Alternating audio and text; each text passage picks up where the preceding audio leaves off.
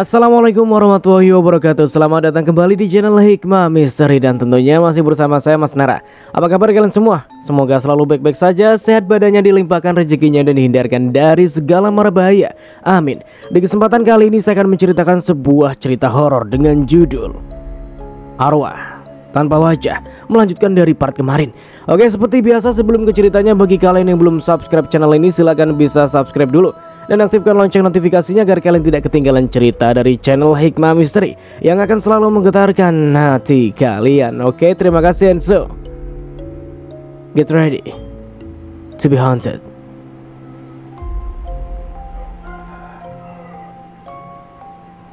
Kemana? Tanya Siska. Ada deh, ikut ya, ikut.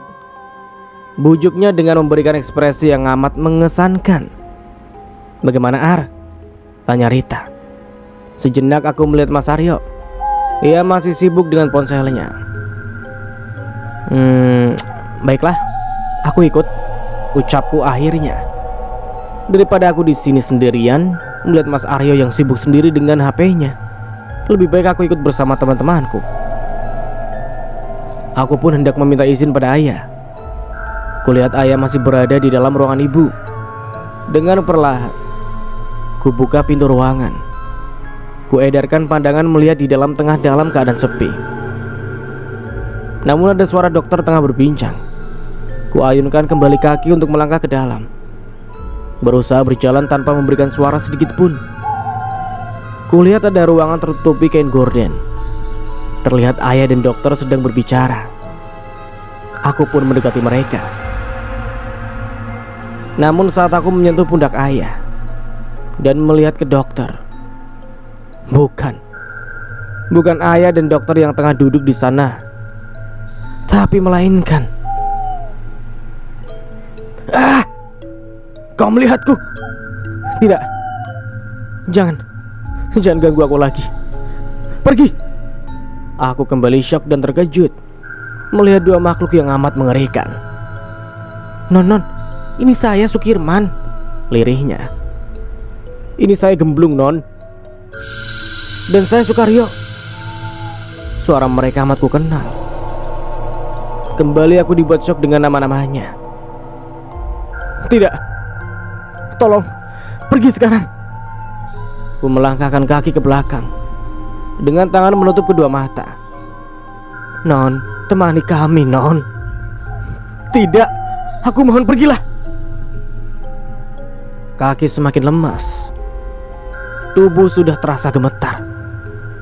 Peluh semakin bercucuran ditemani bulir bening yang jatuh di pipi. Aku ketakutan. Suasana ruangan yang ditempati ibu seakan mencekam. Tolong, aku mohon pergilah. Aku terus histeris, berharap semua sosok di hadapanku enyah. Sita, kamu kenapa? Aku mohon pergi. Jangan ganggu aku. Arsita, ini kami. Ini aku, Cindy. Cindy? Kuedarkan pandangan. Sosok itu sudah tidak ada lagi.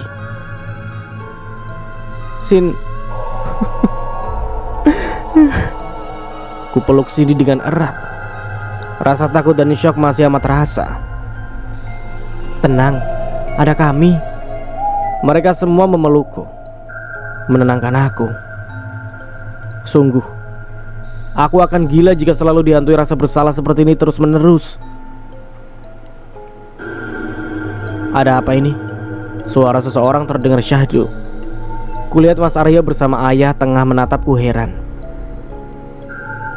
Kenapa, Arsita? Tanya Mas Aryo dengan kening mengernyit. Gak tahu. Tadi kami dengar dia teriak-teriak. Pas kami lihat dia tengah histeris sendirian, ujar Siska sambil mengelus pucuk kepalaku. Lebih baik kalian bawa Arsita ke hotel. Temani dia di sana. Saya sudah menyewa hotel di dekat sini, pungkas Mas Aryo sambil memberikan sebuah kunci pada Siska. Baik, ayo Ar. Kamu terlalu kelelahan, harus banyak istirahat. Aku hanya mengangguk. Mungkinkah Mas Aryo memesan hotel untuk kita? Atau memang untuknya? Namun sesaat aku mengingat kembali di mana dirinya tengah asyik dengan HP-nya dan senyum-senyum sendiri. Apa jangan-jangan batinku? Kuharap memang Mas Aryo memesan hotel untuk kami, bukan untuk bersama wanita lain seperti dalam pikiranku. Aku bersama ketiga temanku beranjak menuju hotel yang sudah dipesan Mas Aryo. Aku tak bisa membuang pikiran-pikiran kotor saat mengingat Mas Aryo. Di depanku ingat ia begitu dingin. Untuk mendapat senyumnya pun sangat susah dan mustahil jika bukan seorang wanita. Lalu siapa yang akan membuatnya tersenyum seperti itu?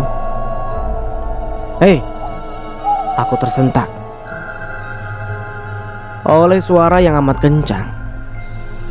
Ya ampun Sin, bisa budek kuping gue dengar suara lo, ucapku sambil menyonyor kepala. Lagian lo dipanggil di aja sih. Cerita dong, lo kenapa sebenarnya? Aku menatap mereka bergantian.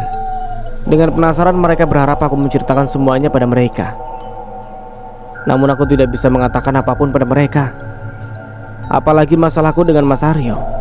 Dan sekarang masalah yang sedang menimpaku bukan masalah biasa. Tidak, aku tidak apa-apa kok. Aku hanya kurang istirahat saja. Lirihku berusaha membuat mereka percaya. Terus tadi lo kenapa sampai teriak-teriak begitu? Tanya Rita yang semakin mendekatkan wajahnya. Aku hanya melihat kecoa. Iya, kecoa. Kalian kan tahu aku takut kecoa. Ku garuk kepala yang terasa tak gatal, meski pasti bertanya-tanya tentang aku yang tiba-tiba histeris. Namun beruntunglah mereka tidak terlalu mempermasalahkan. Terus Aryo gimana? Dia kok kayaknya kayak dingin banget sih sama lo? Aku bergeming. Entah harus menjawab jujur atau berbohong aku tidak tahu. Yang ada dalam pikiranku bukan hanya sikap Mas Aryo, namun makhluk-makhluk yang kulihat ikut berada di otakku juga. Oh iya Ar, katanya Bang Karyo, Bang Herman dan Bang Kirman belum ketemu ya? Tanya Siska dengan sibuk memainkan HP-nya. Dek. Ucapan Siska mengingatkan aku pada sosok yang tadi kulihat. Kirman, Gemblung dan Karyo. Bang Karyo pun kemarin menghilang tanpa jejak. Apa jangan-jangan mereka mati? Ungkapku dengan manik menatap mereka semua. What? Mati? Biasalah, biasa aja dong, tak? Udah jelas mati. Kayak baru dengar aja kau ini. Hah? Siska menonyor kepala Rita yang terkejut mendengar perkataanku. Tapi kenapa lo bisa berpendapat bahwa mereka mati, Ar? Gue sempat bermimpi didatangin arwah mereka. Bohongku. Seketika hawa ruangan ber-AC kembali berubah. Aku merasa ada sesuatu yang tengah memperhatikan kami semua. Ih, serem banget sih, Ar. Gue jadi merinding disco nih. Cindy mendekatkan tubuhnya. Ya seperti merasakan hal yang berbeda juga. Sudahlah, jangan bahas horor. Kita lagi happy karena seminggu ini kita nggak kumpul begini. Giliran kumpul malah bikin parno. Kalau mau parno-parnoan tuh baca novel yang judulnya Beranak Dalam Kubur lah. Apa karena apa gitulah. Penulisnya itu kalau tidak salah sih Arumi apa gitu ya. Aku baca itu sampai merinding bukan main loh. Lo gimana sih? Katanya jangan bahas parno-parnoan, tapi ini malah bikin bulu halus gue berdiri. Unggah Siska yang juga semakin mengeratkan badannya. Perasaan ini kok perasaan kita malah kayak ikan bandeng ya? Pada dempetan, godaku untuk mencairkan suasana yang agak sedikit memanas. Iya loh, apaan nih? Rita dan Cindy pun kembali meregangkan badan. Dan hingga akhirnya kami istirahat sejenak. Malam semakin menunjukkan sinar bulan yang terang, dengan langit yang berbintang menghiasi kegelapan di desa Kencana Wangi. Seperti biasa, Yanto tengah menemani Mayang dengan senda dan gurauan, menghiasi malam dengan segala kerinduan yang selama beberapa tahun ini hilang. Tetaplah seperti ini, Bu. Bapak tidak suka melihat kamu menangis. Yanto membelai wajah Mayang. Dengan penuh cinta ia memuja sang istri. Andai mereka tak mengambil satu-satunya kebahagiaan kita, Ibu tidak akan seperti ini, Pak. Tidak perlu khawatir. Mereka akan mendapatkan balasan yang setimpal. Lihat berapa orang yang telah Naimah ambil nyawanya, ucap Yanto dengan penuh kepuasan. Benarkah mereka mati, Pak? Mayang penasaran dengan jawaban atas pertanyaannya. Iya. Siapa yang membunuh mereka? Anak kita atau Bapak membantunya? Dan anak kita yang memberikan pelajaran untuk para bajingan itu. Para pria terkutuk itu akan mati secara mengenaskan. Bahkan tidak akan ada yang tahu kematiannya. Senyum Mayang mengembang. Ia memeluk Yanto, mengutarakan kebahagiaannya atas kematian para biadab yang membakar putrinya. Suatu saat ibu akan melihat kematian yang lainnya, ujar Yanto dengan melerai pelukan Mayang. Siapa? Nanti ibu akan tahu sendiri. Yanto mengecup kening Mayang. Tanpa mereka sadari, ada sepasang mata yang tengah memperhatikannya. Maafkan Bapak karena tidak bisa mengikhlaskan kepergianmu, batin Yanto. Malam semakin larut. Mayang dan Yanto terlelap dalam mimpinya. Dalam lelapnya tidur, mereka tidak menyadari akan adanya sosok yang menghampirinya. Bu, Pak, lirihnya dengan suara parau dan berat. Aku berjanji akan menghukum manusia yang sudah membuat kalian bersedih, ujar sosok tersebut. Genangan bulir bening telah membasahi wajahnya yang pucat pasi. Aku berjanji pada kalian akan memberikan hukuman paling menyakitkan bagi mereka yang sudah menghancurkan kita. Aku berjanji pada kalian. Sosok tersebut kembali melayang menjauh dan berubah menjadi kepulan asap hitam setelah selesai mengucapkan kalimat tersebut pada keduanya. Nai. Yanto membuka mata. Ia tahu jika Naimah datang menghampirinya. Balaskan rasa sakitmu. Bapak dan ibu mendukungmu, lirih Yanto. Lalu kembali menatap Mayang yang sudah tertidur pulas. Pagi kembali menampakkan sinarnya. Seperti biasa, Yanto dan Mayang akan segera berangkat ke ladang. Apa benar jika hutan di sana terdapat hewan buas? Ujar seorang pria yang membawa cangkul pada temannya. Kurang tahu sih. Namun si Iwan katanya melihat tetesan darah di dalam hutan, timpal warga satunya. Tapi di sana juga ada bekas pembakaran sesuatu. Terdapat tulang belulang di sana. Sisa dari tulang yang tidak terbakar, timpalnya lagi. Jadi apa ada pemburu di hutan? Dan masalahnya 3 warga kita berturut-turut hilang loh. Jadi masih banyak pertanyaan yang belum bisa dipastikan.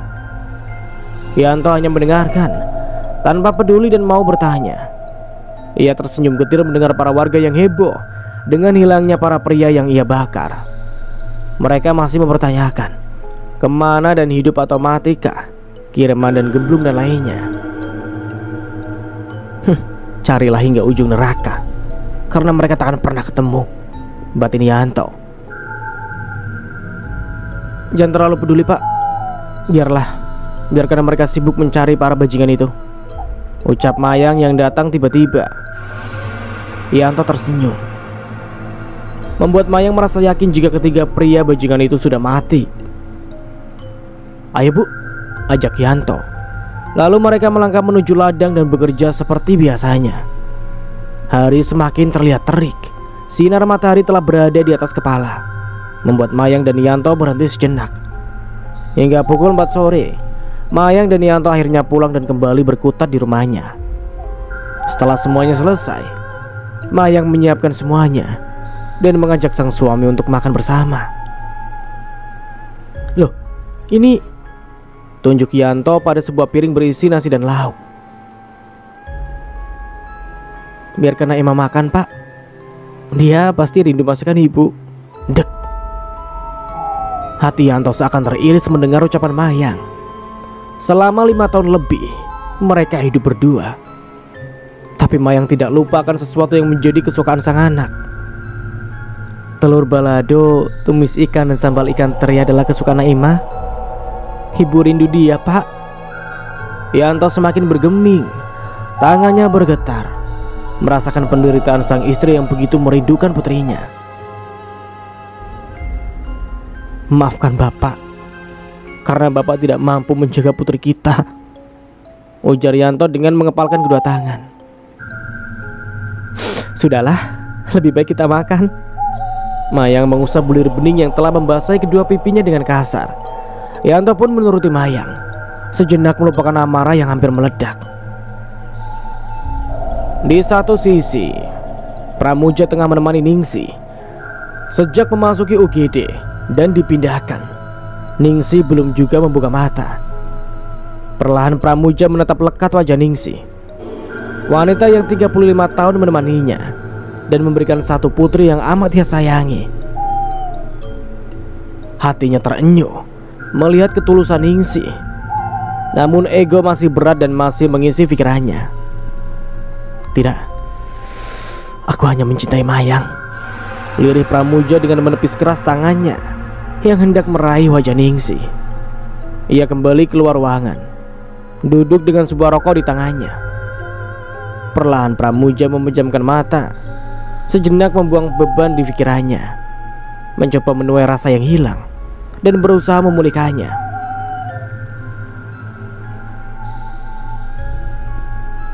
Mayang, lirih Pramuja,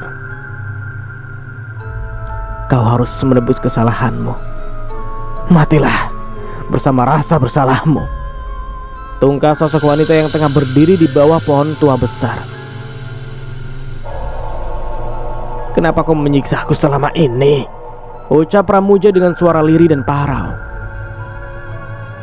Tidak salahkah kamu berkata? Bukankah kau yang menyiksaku, menyiksa putriku dan membunuhnya? Pramuja terdiam. Ia ingin menyangkal namun membenarkan juga ucapannya. Semua aku lakukan karena dirimu, Ibu Pramuja. Kau melakukan karena aku. Baiklah, jika kau melakukan itu karena aku, maka putriku membunuhmu pun karena diriku. Seringai Mayang dengan tetap menyalang. Pramuja tak mengeluarkan kata-kata lagi. Ia hanya menatap kepergian Mayang yang semakin jauh semakin menghilang di balik kegelapan. Matilah di tanganku. Suara tawa dan gema menggelegar di tengah pekatnya malam. Pramuja mengedarkan pandangan, mencari-cari sosok yang tengah berbicara. Tap. Matilah dengan rasa bersalahmu.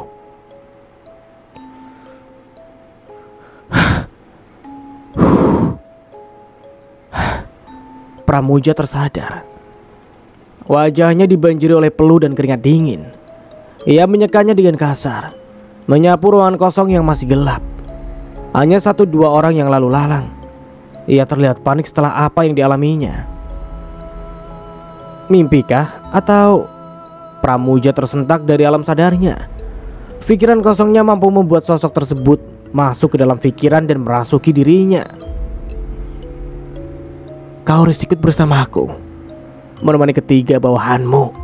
Dek. Kembali lagi. Suara serak dan parau terdengar sayu di telinganya, membuat Pramuja menoleh. Namun tidak ada siapa-siapa. Kurang ajar kau Mayang. Aku akan datang memberimu pelajaran. Bet. Pramuja memukul dinding dengan tinjunya. Darah menetes dari jarinya yang terluka karena pukulan yang terlalu kencang.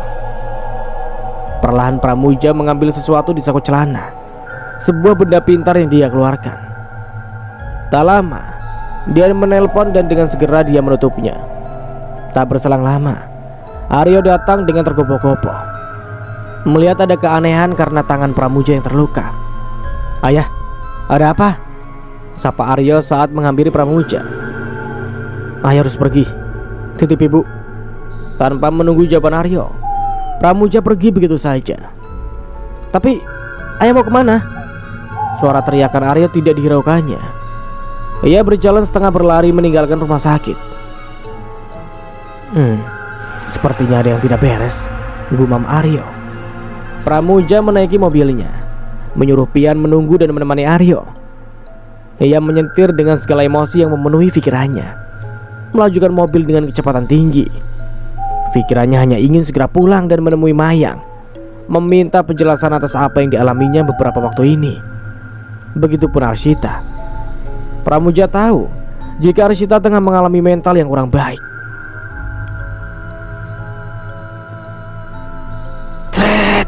Bip.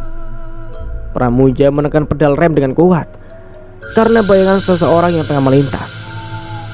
Dilihatnya di depan sana tidak ada apa-apa. Ia tahu jika sesuatu yang baru saja dilihatnya pasti makhluk yang sama. "Aku tidak takut denganmu, setan." Pramuja kembali menekan gas dan semakin mengencangkan kendaraannya.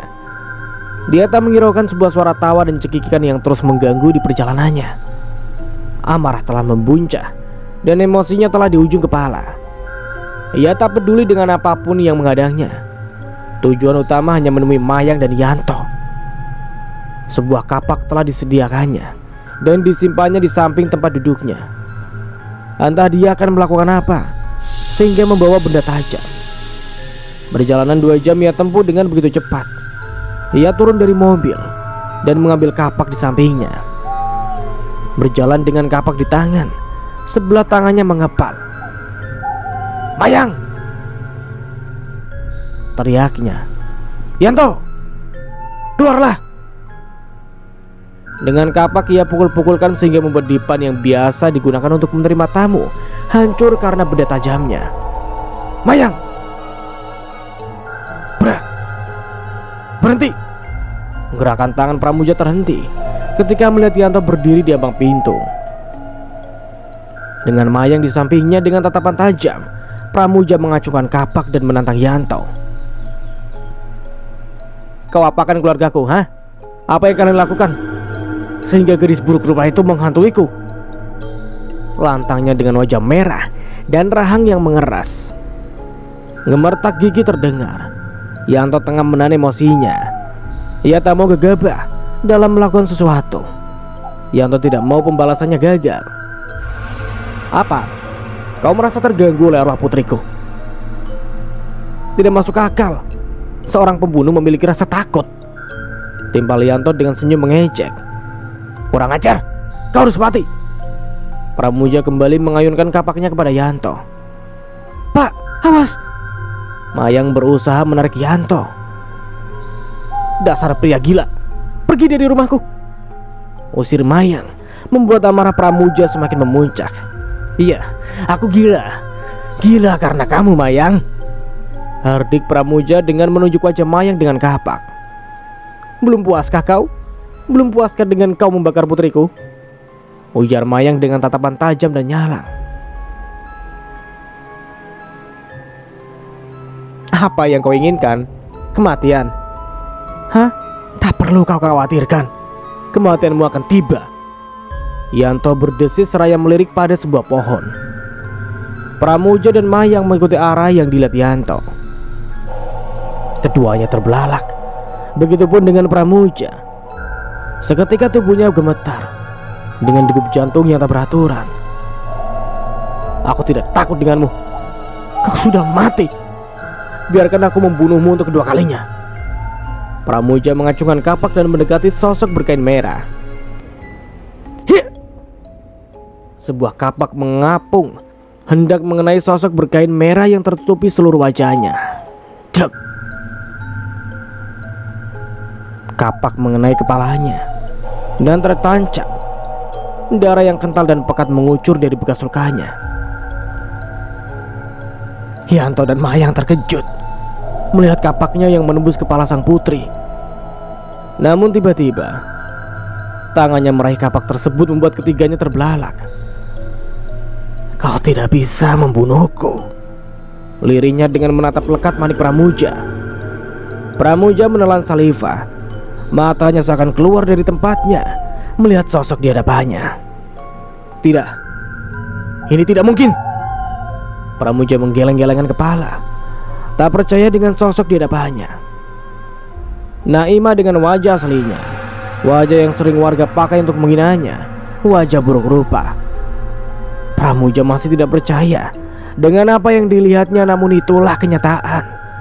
Tercium bau amis dan anyir darah disertai bau busuk yang sangat menyengat, membuat Pramuja kembali menelan ludah. Kau harus mati. Naima melayangkan kapak tepat mengenai kakinya. Kaki kiri Pramuja putus, darahnya mengalir deras, membuatnya tak bisa berkutik sedikit pun. Lakukan yang ingin kamu lakukan, Nai. Berikan dia pelajaran yang baik, ucap Mayang dengan datar, membuat Pramuja gemetar hebat. Mana kesombonganmu, Pramuja? Naima menatap nyalang pada Pramuja yang terus memegangi kakinya yang buntung.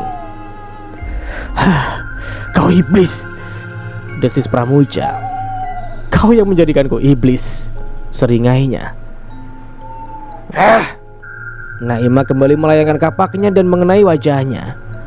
Pramuja kesakitan. Kaki kirinya yang buntung ditambah wajah sebelahnya yang kembali disayat oleh kapak membuatnya mengerang. Jangan bunuh aku, lirih Pramuja dengan memelas. Kelopaknya menggenang sebuah anak sungai.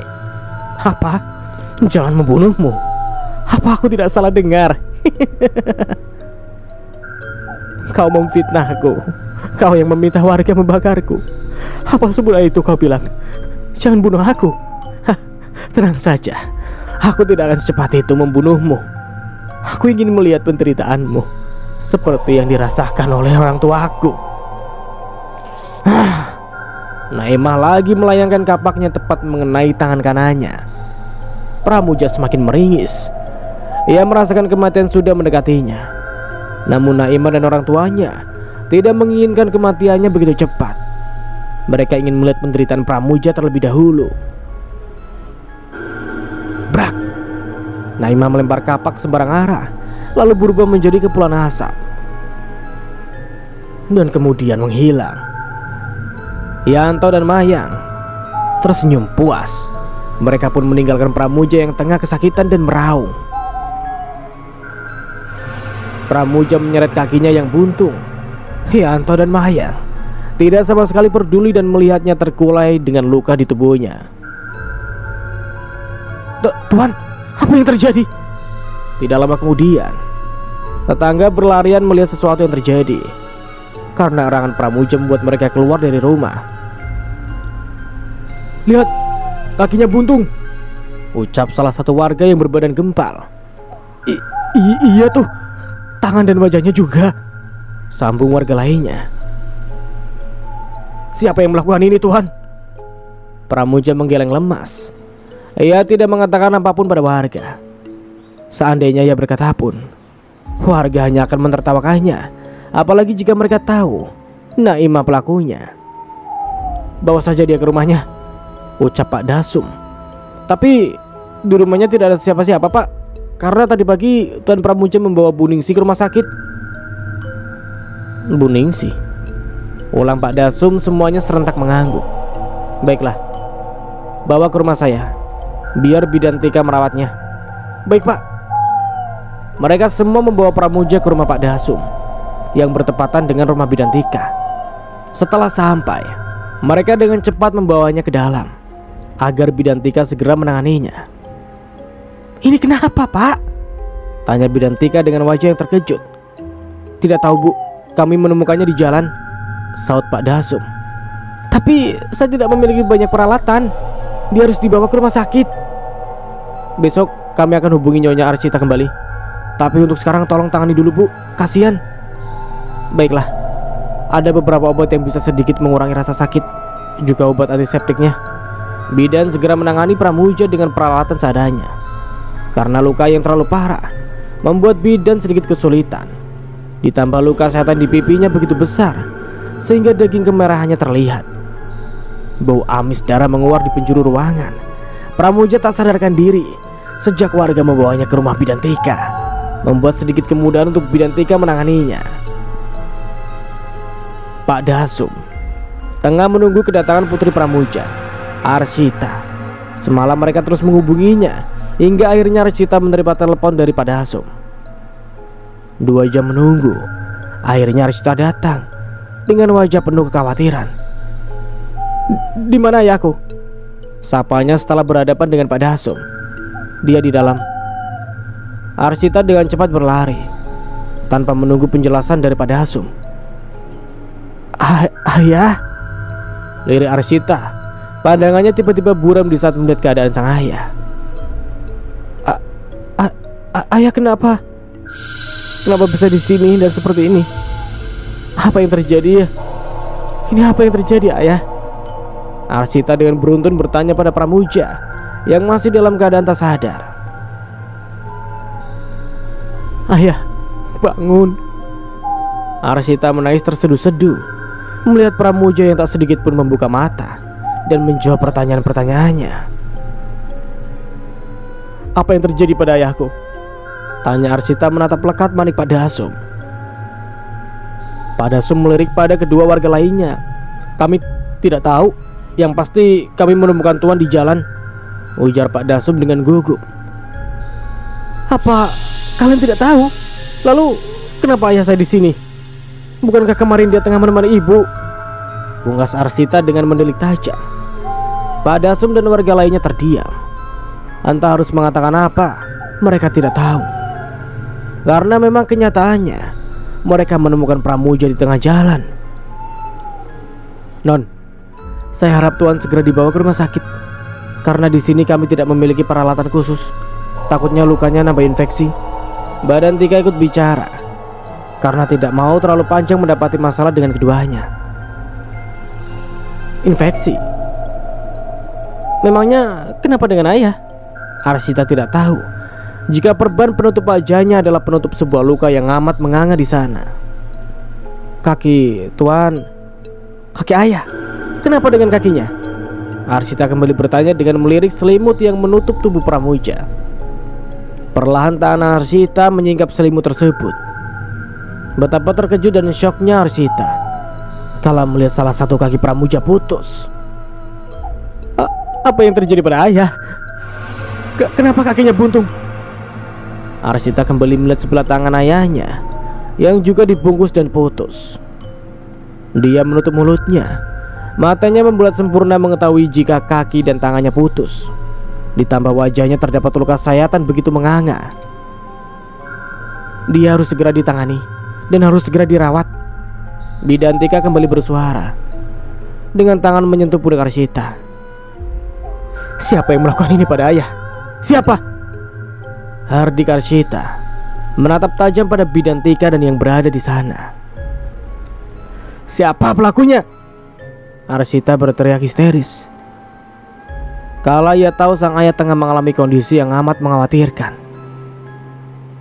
Sabar non, lebih baik sekarang bawa Tuan ke kota agar cepatnya ditangani. Kasihan jika lukanya infeksi. Pak Dasum mengelus pundak Arshita dengan sabar. Ia tahu jika Arshita syok melihat keadaan ayahnya.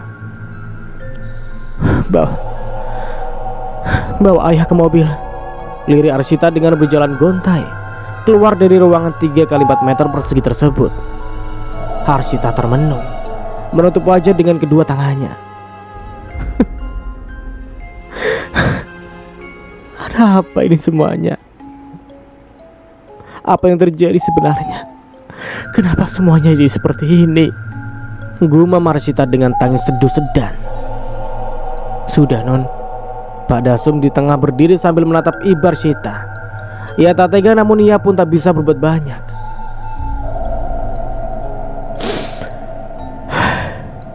Baik, terima kasih. Pak Dasum melongo menatap Arshita yang pergi setelah mengucapkan kata terima kasih.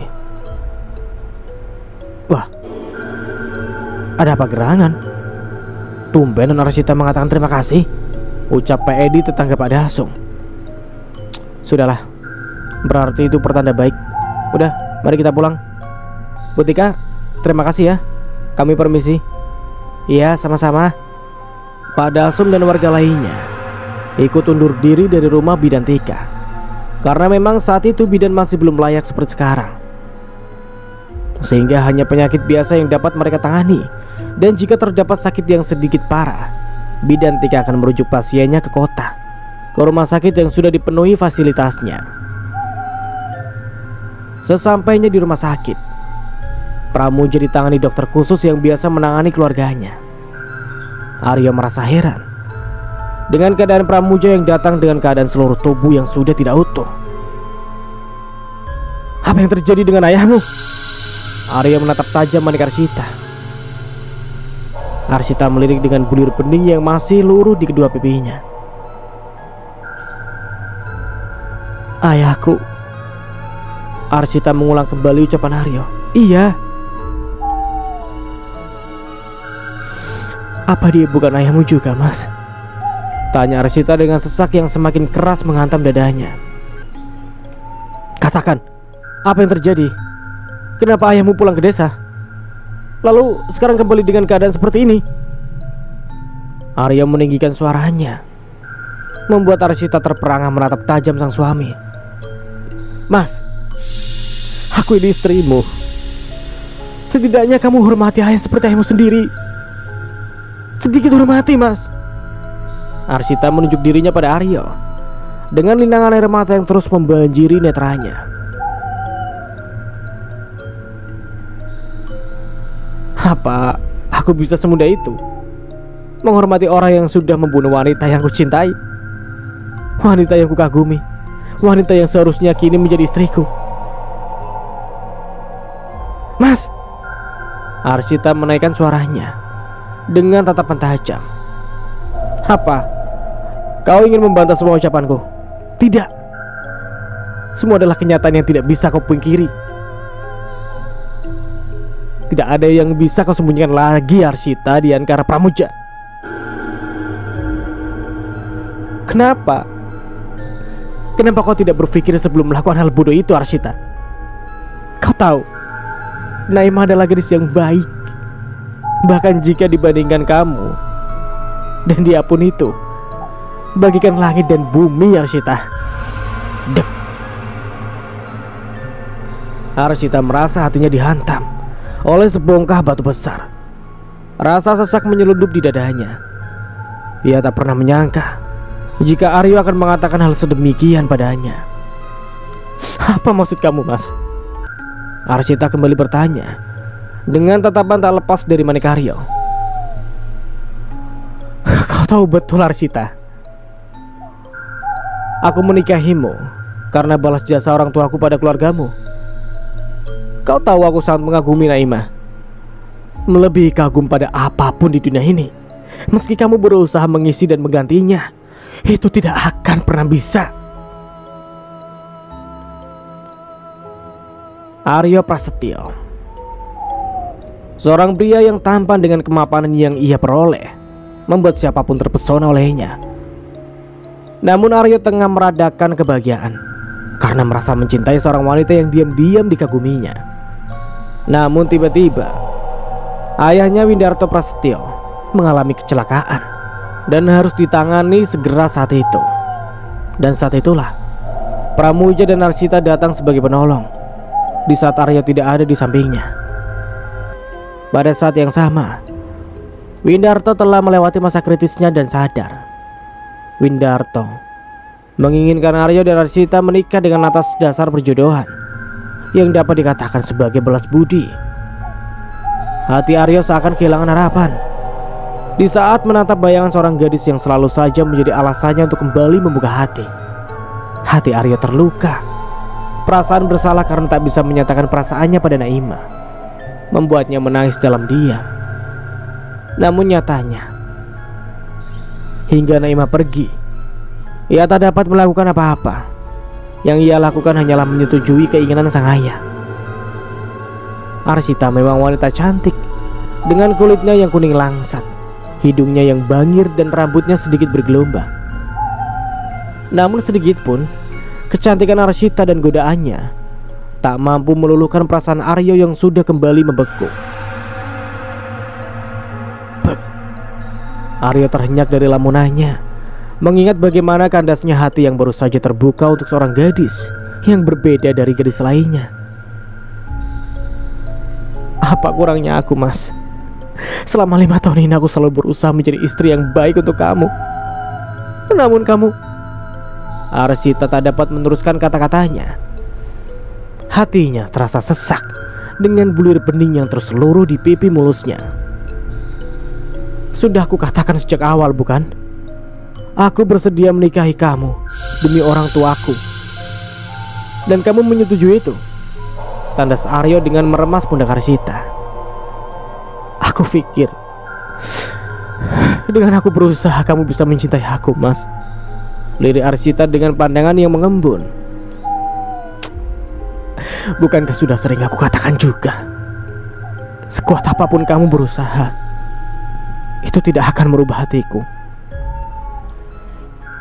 Beri aku kesempatan, Mas. Aku mohon.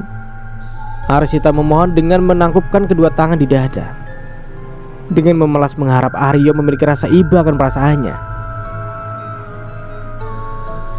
Lalu bagaimana dengan Naima? Hah? Bagaimana dengan Naima yang kalian bunuh dengan keji? Hardik Aryo dengan mata yang memerah. Amarahnya naik mengetahui jika di balik kematian Naima adalah istri dan mertuanya sendiri. Arshita menunduk, bibirnya tak bisa mengucapkan sepatah kata pun. Ia tak bisa menjelaskan kenapa dia dan ayahnya tega membunuh wanita yang tak bersalah. Aryo memang pendiam, namun ia tak pernah menyepelekan kewajibannya memberi nafkah pada Arshita. Meski ia tak bisa menerima Arshita dalam hidupnya, ditambah lagi kabar yang mengejutkan yang Aryo dapatkan, jika Arshita dan Pramuja lah yang telah membunuh Naima dengan sadis. Selama ini Aryo bersikap baik untuk mengetahui lebih jelas dan berpura-pura menerima Arshita hanya untuk menutupi maksudnya. Namun kali ini Aryo tak bisa lagi berpura-pura. Perbuatan Arshita yang belum jelas diketahui atas dasar pembunuhannya yang ia lakukan pada gadis yang Aryo kagumi membuatnya semakin tak bisa menahan emosi. Jawab, Arshita, pekik Aryo dengan suara yang menggelegar. Aku... Permisi. Suara seseorang membuat ucapan Arshita menggantung di udara, membuat keduanya menoleh. Suster, lirik Arshita menghampiri perawat yang mendekatinya. Maaf, Tuan Pramuja ingin bertemu keluarganya, ujarnya sambil menoleh pada ruang di belakangnya. Apa ayah baik-baik saja? Dia baik-baik saja. Silakan ibu dan bapak lihat dulu kondisi pasien. Tanpa menjawab, Arshita lari dan masuk ke dalam ruangan IGD. Aryo dan suster mengekor di belakang. Meski dengan perasaan amarah, Aryo mencoba meredam emosinya. Dok, bagaimana keadaan ayah saya? Tanya Arshita yang baru saja masuk dan melihat dokter di samping ayahnya. Bersyukur, beliau baik-baik saja. Hanya saja tangan dan kakinya terpaksa kami amputasi. Terlebih kaki beliau sudah putus seperti dihantam oleh benda tajam. Apa? Mulut Arshita menganga mendengar penjelasan dokter. Benda tajam? Apa itu karena kecelakaan atau memang disengaja, dok? Pungkas Aryo yang sudah berada di belakang Arshita. Matanya melihat Pramuja dengan penuh kecurigaan.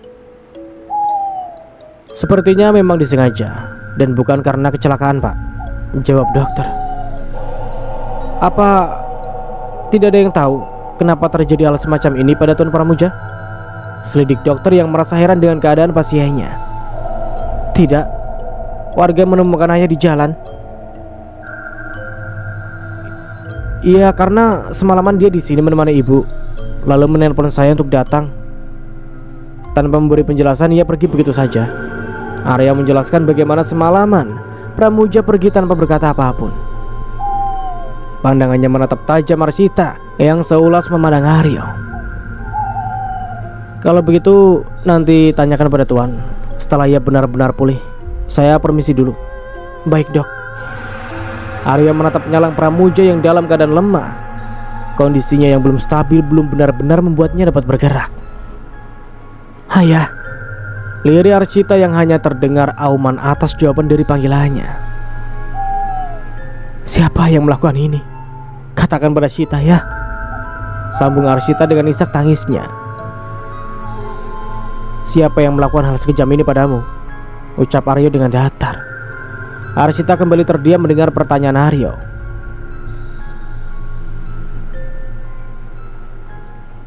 "Katakan, siapa yang melakukan ini padamu, ayah?" tandasnya lagi. Pramuja tidak dapat bicara. Luka di pipinya membuat ia tak bisa bergerak ataupun membuka mulutnya. Bahkan jahitan akan terganggu jika dirinya banyak bergerak. "Apa pelakunya sosok yang kalian takutkan?" Dek. Kalimat yang dikatakan Aryo membuat Arsita tersentak. "Apa maksud ucapanmu, Mas?" tanya Arsita dengan manik menatap tajam netra Aryo. Pandangan mereka beradu, membuat Arsita kembali merasakan sesak di dadanya. Ini kali pertama dirinya saling beradu pandangan. Namun terlihat sangat jelas ada kebencian dan amarah di sana, yang membuat Arsita kembali menjatuhkan pandangannya. "Tidak perlu aku katakan, bukan? Siapa yang sering mengganggu pikiranmu?"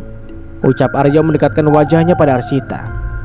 Hembusan nafasnya begitu terasa hangat di wajahnya, membuat Arsita terkesiap menatap Aryo. "Buang pandanganmu dariku, karena kau tak berhak memandangku seperti itu." Tatapan Aryo kembali nyalang pada Arsita. "Naimah." Mata Arsita membulat seketika mendengar nama yang disebutkan oleh Aryo. "Tidak usah terkejut, tapi sadarlah, semua perbuatan akan selalu ada balasan," timpalnya lagi, membuat Arsita semakin bergeming. Tubuhnya serasa dingin dan peluh dan keringat dingin membanjiri wajahnya. Plak. "Berapa lama kau akan menyembunyikan semuanya dariku, Arsita? Sedalam apa kau menutupi bangkai? Semua akan tercium juga," ujar Aryo yang melihat keterkejutan di wajah sang mertua. Arsita tak bisa berkata apapun. Dirinya hanya merasakan sesak dan ketakutan melanda pikirannya. Sesaknya dada begitu membuatnya pengap melihat suami yang selama ini diharapkan kasih dan sayangnya ternyata hanya angan yang melayang di awan. Aryo meninggalkan Arsita dengan seringainya. Melihat mertua dan istrinya seakan terkunci mulut dan pikirannya, membuat Aryo yakin jika kabar yang ia dapat atas pembunuhan Naimah memang benar, merekalah dalangnya. Hati Arsita seakan teriris mendapat perlakuan semacam itu dari Aryo.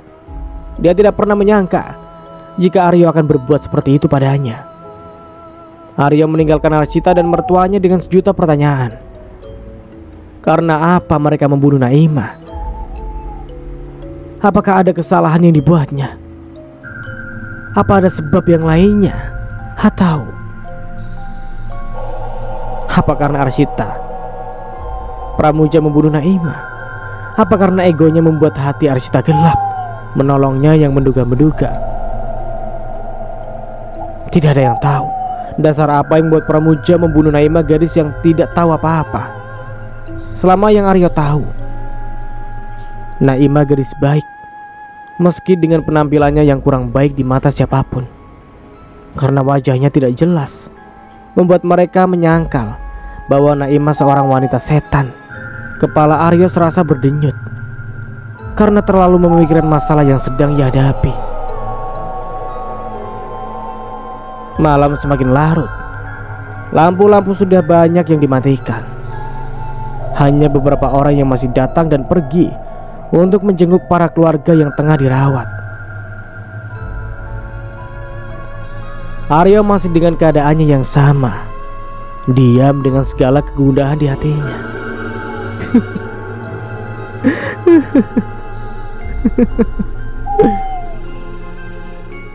Aryo mengedarkan pandangan. Telinganya menangkap suara seseorang. yang tengah menangis pilu. Dan sampai di sini dulu ceritanya. Nantikan kelanjutan ceritanya di part berikutnya. Dari saya mohon maaf bila ada salah kata atau dalam penyampaian cerita. Akhir kata, wassalamualaikum warahmatullahi wabarakatuh. Sampai jumpa di video berikutnya.